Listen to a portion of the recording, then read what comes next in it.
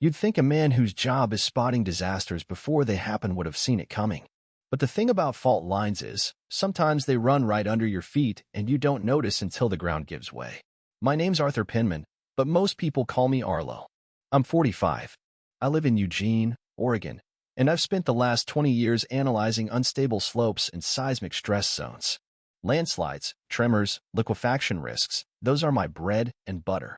I know how to spot a shift in the soil from a mile away.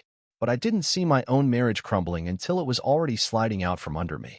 It was a Friday night when Cassandra handed me the papers, right before our family dinner, no less.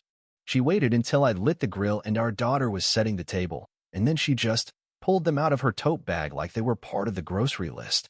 "I need you to sign these," she said, not even looking up from the salmon she was brushing with her usual lemon dill glaze. Her tone was casual, but her eyes were hard. And that little smirk? Like she was proud of how cleanly she'd timed it.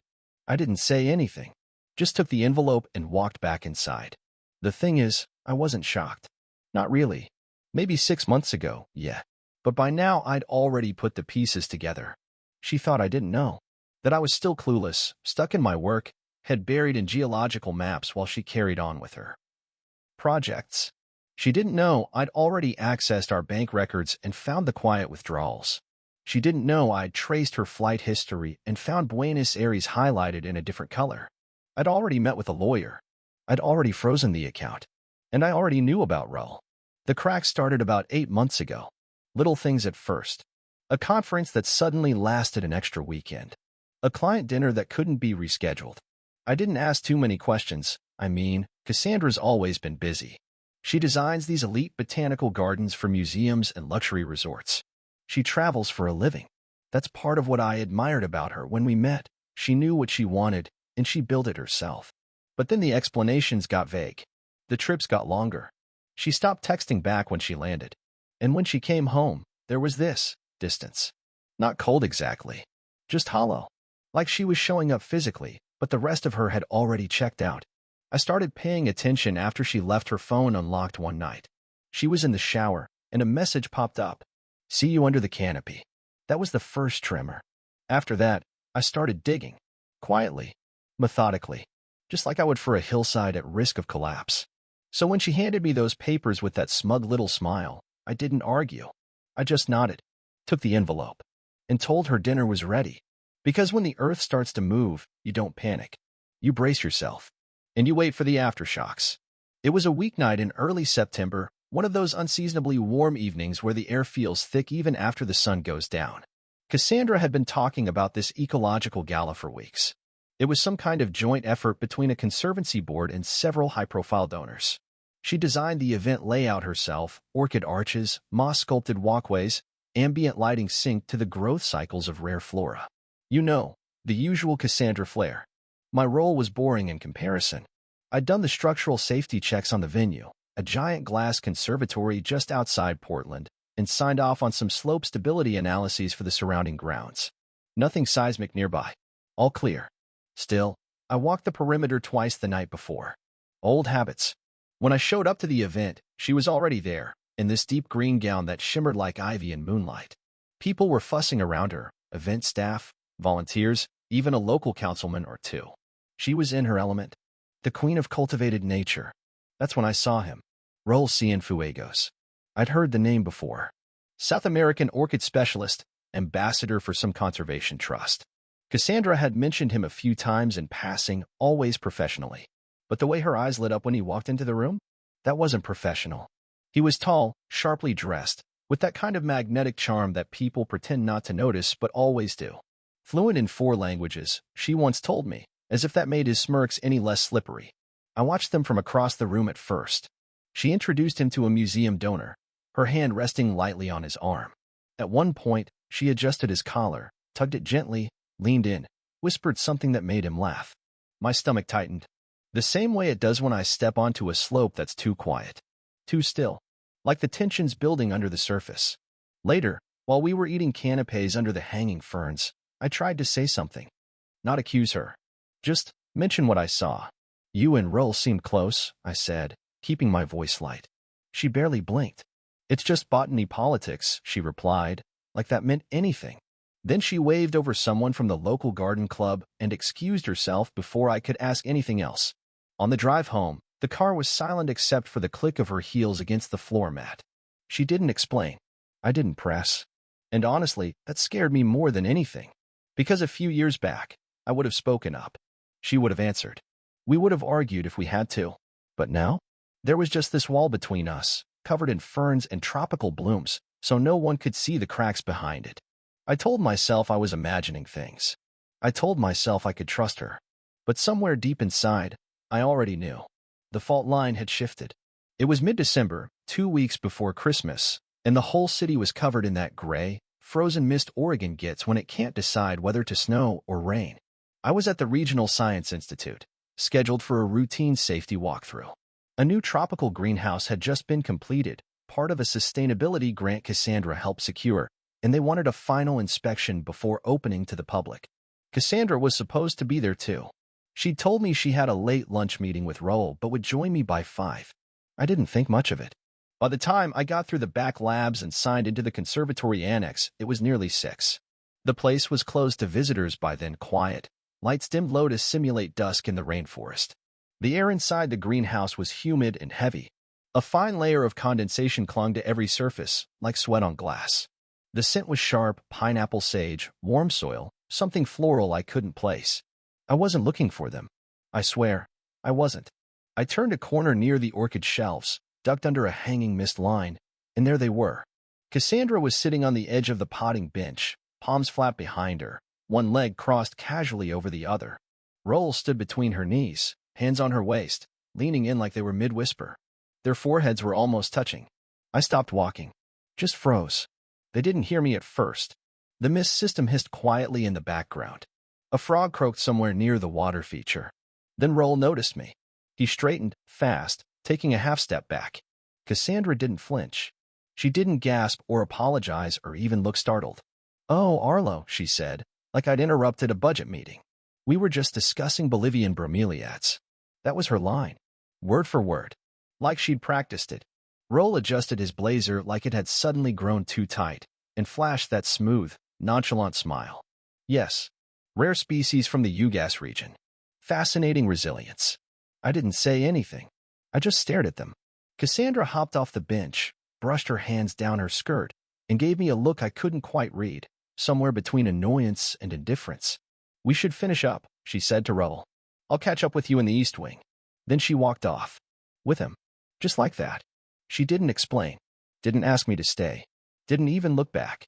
I stood there a few more minutes, the air thick with heat and orchids, until I heard the side door click shut behind them. I finished the inspection alone. Checked the structural joints, logged the humidity stats, made sure the backup generators were stable. But the entire time, my hands wouldn't stop shaking. It wasn't the scene itself that gutted me. It was her face. No guilt. No fear. Just irritation. Like I was the one intruding. Later that night, I lay in bed next to her while she scrolled through emails and pretended everything was fine. I wanted to ask, straight out, no games. But something in her posture told me I wouldn't get the truth. Just more talk of bromeliads. So I said nothing. And in the silence, something inside me started to break. The weeks that followed passed in this strange, frozen loop. Wake up. Coffee. Commute. Pretend. Repeat. Cassandra and I spoke like coworkers, efficient and polite, but only when necessary. She started sleeping on the far edge of the bed, like gravity had shifted, and I didn't bother trying to pull her back. She claimed her winter schedule was slammed. Travel for a donor summit in Seattle. A private symposium in Santa Barbara. Then one week she got snowed in at a botany conference in Lake Tahoe. Sent me a photo of her hotel view, white-capped pines and a hot toddy on the balcony. What she didn't send was a photo of herself. I wasn't even angry anymore. I was methodical. Detached. Like I'd entered that mental state I use for assessing a landslide zone, calm, observant, quietly cataloging every weak point. So I waited until she left her laptop open one evening, logged into her work calendar. She was in the shower. I had maybe 5 minutes. My fingers moved on instinct. I found folders labeled innocuously Client Symposium, Workshop Prep, Floral Logistics. But inside were subfolders with codes that didn't match any grant I'd heard of. Flight confirmations. Private invoices. Hotel receipts. Buenos Aires. 2 rooms. One reservation under her name, the other under his. I didn't stop there. I checked her messages. Not on her phone. She'd grown too careful for that. But the synced desktop messages? She hadn't disabled those. Can't wait to see you in BA. Our secret jungle. Everything's arranged. He won't suspect a thing. After this, we're free. 8 months. That's how long it had been going on. I pieced together the timeline like a forensic map, texts, travel dates, the lies about snowstorms and all-night fundraisers. The deeper I looked, the more precise it became. Cassandra had funneled nearly 20 grand from our joint savings into private travel, high-end accommodations, and God knows what else. She labeled them as professional development expenses. Our bank didn't flag a thing. I copied every file, backed up every message, transferred them to a flash drive I labeled Grand Audit Q1 in case she ever saw it. Then I sat in my office and stared at the wall for almost an hour. My hands were steady, but my throat felt raw. I realized I hadn't swallowed since I'd started digging. That night, I cooked dinner like normal. Grilled chicken, wild rice, her favorite garlicky green beans. She was on her phone most of the meal, smiling at something she didn't share. Conference in Buenos Aires got approved, she said suddenly. I'll need to leave next month. Might be gone a while. I nodded. Sounds exciting. She didn't even notice the edge in my voice. Later, while she packed upstairs for yet another overnight board retreat, I poured myself a drink and started drafting contingency plans. I transferred half our joint savings into a separate account she couldn't access. Called a friend in real estate to start the paperwork on refinancing the house under my name. Changed passwords. Rewrote my will. I didn't cry. Didn't rage. I just adjusted. Because sometimes when you're dealing with unstable terrain, you don't try to fix it. You move everything you care about to higher ground. The day she started packing for Argentina, she wore this airy linen jumpsuit and an expensive pair of hiking boots that had clearly never touched dirt. She laid out her things on the bed like she was auditioning for a travel magazine. Sun hat, field notebooks, a silk scarf, 2 different guidebooks in Spanish. She even practiced a few words out loud, slowly, like someone preparing to lie to customs. I stood in the doorway, sipping my coffee. Looks like you're headed for a real jungle, I said. She didn't look up. It's a climate-rich zone. They've got rare fig vines and adaptive mosses you can't find anywhere else. I nodded like I believed her. You pack for leisure or field work? She glanced at me then, just for a second. Both. I smiled, and she must have thought it was genuine, because she went back to folding clothes. I offered to drive her to the airport, said it'd save her an Uber. She hesitated, then agreed. Sure. That's thoughtful. On the way there, I asked questions. Casual ones. Will Roel be presenting again? You two seem to work well together. She shifted in her seat. He's facilitating some of the grant conversations. It's a joint effort. I nodded. Right. Joint effort. She reached for the radio, flipping through the stations too quickly to settle. I watched her fingers. They twitched. That's when I knew she was starting to worry. But it wasn't until that night, after I dropped her off, after I watched her walk into the terminal with her luggage and her fake tan and her bright future, that everything clicked into place. Around 10, her assistant Emily called me. I'd only met Emily twice, and both times she looked like she was suppressing a panic attack. Arlo, she asked, her voice trembling. I'm sorry to call you, but I didn't know what else to do. I paused. Is everything okay? No, she whispered. Not really. I saw something I wasn't supposed to see. Cassandra left her itinerary open at the office today. I wasn't snooping. I swear. I waited. It wasn't a round-trip ticket, she continued. It was one way. To Argentina.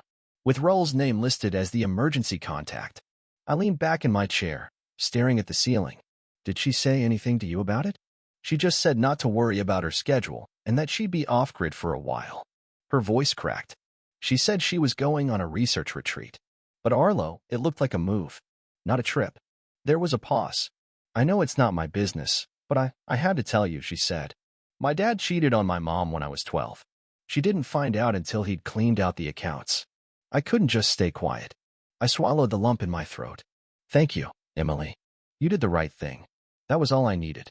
That night, I activated every measure I'd prepared, locked down the savings, froze the joint credit card, and sent my lawyer the final documents to initiate separation proceedings. Cassandra had left just enough loose threads to give me legal ground. She thought she was slipping away under the canopy. She didn't realize I'd already cut the vines. By morning, her cards would be declined. Her access gone. Her paper trail uncovered. I stood in the kitchen, staring out the window, the silence pressing in around me. The house had never felt so empty, and I had never felt so certain. She wheeled her suitcase into the living room just after sunrise, wrapped in that same smug calm she wore when she handed me the separation papers. Her sunglasses were perched on top of her head, and she had a cup of chai from the airport cafe in one hand like she hadn't just tried to vanish from our life. I figured I'd crash here for a night or two until I get my stuff in order, she said casually, as if we were roommates and not two people mid-collision. I didn't say anything right away. I let her settle. She took off her jacket, adjusted her scarf, placed her sunglasses on the counter like this was just another business trip come and gone. Then I spoke. I know about the one-way ticket. Her hand froze on the handle of her suitcase. She blinked. What? To Argentina, I said calmly. And the diverted funds. And the private hotels in Mendoza. You know, the ones booked under Raul's last name. A long silence followed. Her expression didn't falter right away, but I saw the calculation behind her eyes. Cassandra never liked to lose her footing, even when she knew the ground was gone. She straightened up. So what? You've been snooping through my personal things now. No, I said. Just not ignoring the landslide anymore. She scoffed. That's rich. You've been emotionally absent for years. I found someone who actually listens to me. And paid for him with our savings. I cut in, voice flat. You used joint funds to finance your escape plan. You wanted a fresh start without the inconvenience of honesty. Cassandra crossed her arms, chin high. You're controlling. You always have been. This just proves it. You think keeping tabs on me gives you the moral high ground. I nodded slowly. That's interesting coming from someone who planned to disappear into another hemisphere without telling her husband. She reached into her bag and pulled out a manila envelope. Well, you were going to find out eventually. She dropped it on the table. Here's the official divorce filing. My attorney will be in touch. I'm entitled to half of everything. That smirk was back. The same one from the family dinner. The same one from the gala. She still thought she was holding the upper hand. I reached for my phone. Already done, I said, scrolling. Accounts separated. House refinanced. Lawyer retained. All filings complete. Oh, and one more thing. I set the phone down so she could see the screen. An email. Sent at 6:14 a.m. To Mrs. Renata Cienfuegos. Subject. Urgent. Personal and professional misconduct.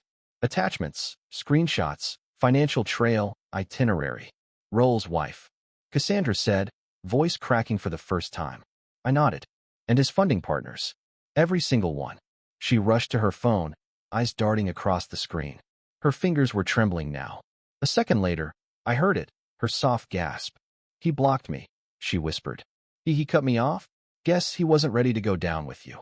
She sat down hard on the arm of the couch, all the air gone from her. That perfect composure? Gone. That smug confidence? Evaporated. I had a plan, she mumbled. So did I said, standing. The difference is, mine didn't involve betrayal. She looked up at me then. Really looked, like maybe, for the first time, she realized I wasn't the blind man she thought I was. But by then, it was already over. The earth had shifted, and she was on the wrong side of the fault line. Cassandra stayed in the guest room for 3 nights. That was all she could take. By the 4th morning, she was gone. No goodbye, no note. Just a stripped bed and a half-eaten pear on the nightstand. She'd tried calling her parents first, but they weren't as welcoming as she'd expected. Her father had a stroke last spring, and her mother didn't want drama in the house, as she apparently told her on the phone. I only knew because Cassandra slammed a door hard enough to rattle the picture frames. She left in a rideshare van with 2 suitcases and a duffel bag. I watched from the upstairs window as she loaded them herself. She didn't look up. Later that day, her sister Bree called. I heard, she said quietly. About all of it. I hadn't spoken to Bree in over a year, maybe longer. Cassandra always said she was judgmental and had no sense of discretion, which I guess now I translate as, she noticed too much. She said I was controlling. I told Bree, unsure why I even said it. I'm sure she did, Bree replied. But honestly, I think she just couldn't stand not getting her way. We talked for almost an hour. Not just about Cassandra. About everything. She asked how I was holding up. I said fine, and she didn't let that slide. She dug. Gently, but she dug. And before I knew it, I was saying things I hadn't told anyone. Not even myself. I kept thinking I could fix it if I just worked harder, I said, like I was trying to reinforce a building while she was already torching the foundation. You're not the first man to love a tornado, she said, but at least you had the sense to build a shelter. After we hung up, I sat in the quiet and felt something I hadn't felt in months. Relief. Not because it was over, but because I wasn't the only one who saw it for what it was. Bree's voice, her certainty, it steadied me. That same week, Cassandra's lawyer tried coming after the house and the remainder of our joint investments. But she hadn't paid attention to the changes I made. The refinancing, the asset transfers, every move airtight, every document notarized. Her legal team kept sending letters. My lawyer kept replying with copies of timestamps, account audits, and revised marital asset outlines she never read. It didn't take long for them to realize she had no leverage. I wasn't trying to punish her. I was just protecting myself. After a decade of bending, I finally understood what it meant to stand straight. I started sleeping better, eating again. I went back to work like normal, except now the field didn't feel like an escape, it felt like mine. And when Bree texted a few nights later, asking if I wanted to grab coffee next time she passed through Eugene, I said yes without hesitating. Because in the rubble, you start to see who's really standing with you. A few weeks after Cassandra left for good, I heard a soft knock at the office door. Not the front door, my actual office at the consulting firm I ran with 2 partners. I looked up and there she was. Emily, Cassandra's assistant. Or ex-assistant now, judging by the look on her face. She clutched a canvas tote and looked like she hadn't slept in days. I'm sorry for showing up like this, she said, not meeting my eyes. I set down the land use report I'd been reviewing. You okay? She gave a weak laugh. Not really. I got fired. I already knew. Word had trickled down through some shared contacts in the nonprofit landscape. Cassandra had accused Emily of a breach of discretion and let her go the morning after the airport confrontation. She said I sabotaged her. Emily added, her voice small. I didn't. I just couldn't keep lying. You didn't, I said. You told the truth. That took guts. She nodded slowly, then looked up. I need a job. I know I'm probably the last person you want to deal with right now, but I can write grants, handle logistics, donor outreach. I'm not useless. I studied her for a moment. She wasn't just desperate. She was trying to earn something back. Come by Monday, I told her. We'll talk details. Her eyes widened. You're serious? You stood up when she tried to tear everything down, I said. That tells me more about your character than a resume ever could. She blinked hard, and for the first time that day, I saw something that looked like hope. A month later, we were knee-deep in 2 new contracts, land stabilization consulting for a city expansion project and a remote risk mapping initiative. Emily handled the operations better than anyone I'd ever hired. Efficient, thorough, and fiercely loyal. Then, in early March, the news broke. Raul Cienfuegos had been arrested at a luxury eco-conference in Sao Paulo. The charges? Trafficking stolen botanical specimens, illegal exportation of endangered plants, and laundering grant funds through a fake conservation shell company. The story went national within hours. I sat in my office with my coffee going cold, reading it twice to be sure. But what shocked me more, Cassandra was implicated. Emails, travel records, shared financials, a handful of direct correspondences where she referred to the operation as a creative form of repurposing. The kind of wording lawyers love to twist into rope. She was arrested in San Diego, trying to board a flight to Mexico under her maiden name. Her mugshot hit the internet before lunch. That evening, I got a call from the Federal Environmental Bureau. They'd found my name in one of Cassandra's emails, something about freeing herself from old liabilities. The agent asked if I was willing to provide documentation to support their investigation. Absolutely, I said, already reaching for the flash drive labeled Grant Audit Q1. When Elise, the lead investigator, came by the office 2 days later, I expected some clipboard type in a government-issued suit. But she was direct, sharp, and surprisingly grounded. We talked for almost 2 hours. Mostly about Cassandra and Raul, but then, somehow, about how I got into geology. How I liked maps more than people growing up. She laughed. Said she used to chart crime patterns just for fun in middle school. Looks like we were both trying to make sense of unstable ground, she said. I smiled. For the first time in months, it felt real. Everything had changed. The betrayal. The chaos. The collapse. But here I was, still standing. And for the first time in a long time, I wasn't alone in the wreckage. Spring came early that year. The kind where daffodils show up before the last frost and everything smells like fresh bark and clean starts. I planted a dogwood in the backyard, right where Cassandra used to keep her designer compost barrels. Funny how it only took a month of sunshine for the space to feel like mine again. Work was steady. Word of mouth about our firm spread after we picked up the city stabilization contracts. New clients, new projects. Even some college geology departments asked me to guest lecture, which I hadn't done in years. I finally replaced the broken garage door, repainted the living room, got a proper mattress instead of the sad, sagging one we'd shared. It was strange at first, sleeping alone, waking up to silence, but not in a bad way. More like finally catching your breath after being underwater too long. Bree and I started texting more often. At first, it was just small check-ins. A photo of her dog tangled in a garden hose.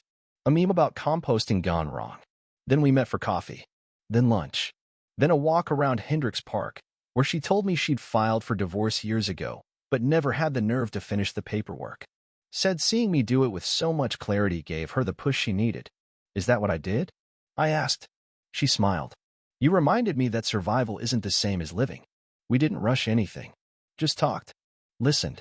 And for the first time, I didn't feel like I had to perform. Bree knew the whole story and didn't flinch. She didn't ask me to forget it. Just let it exist. Let it be part of me without being all of me. I also heard from Elise, the federal investigator, a few times. Strictly professional at first. She sent updates about the case, thanked me for my cooperation. Then one afternoon, she asked if I'd be attending the Environmental Ethics Conference in Portland. I hadn't planned on it, but I said yes. We met for dinner after the first day of panels. Nothing fancy. Just a quiet bistro near the river with roasted vegetables and 2 glasses of something neither of us could pronounce. We talked about work, travel, bad bosses. The moment she leaned in and laughed, really laughed, I felt something I hadn't in a long, long time. Ease. After dinner, we walked the waterfront until the sun dipped below the steel bridges and the city lit up behind us. No expectations. No pressure. Just 2 people, healing in real time. When I got home, I stood in the kitchen, poured a glass of water, and looked around. The house was quiet. No tension. No lies hiding in the calendar. Just stillness. I wasn't naive. Not anymore. I knew that trust wasn't something you handed out freely. It was something you rebuilt, inch by inch, with people who showed they deserved it. But I also knew this. What broke me didn't finish me. It reset me. And that was the real miracle beneath the rubble.